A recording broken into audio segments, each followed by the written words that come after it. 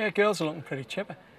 They've came out here today, and I think they're totally focused on what they've got to do against England. I think the Japan game's behind them. They've learned a few lessons, but we always, I think, knew that that game was going to be very different to the other ones we're going to face. Nothing in terms of attitude and intensity, just the type of opposition we were coming up against, and particularly the weather conditions and trying to deal with the Japanese in the heat of a scorching day. So I think the girls know temperatures are changing, different opposition pose a different threat, but certainly provide us with a few opportunities to get that coveted result.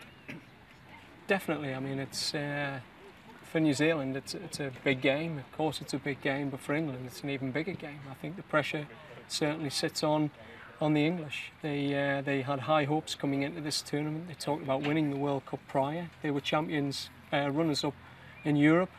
So I think the British media have put a bit of pressure on these girls, and they put some pressure on themselves, and so be it. Hopefully, you know, New Zealand can cope with what they throw at us, but you know, I think for us it's just a case of it's a game. We know our strategy, and if we live our strategy and follow what we've got to do, then you know we could get 3 points without worrying about what that end result is, like England will be. Yeah.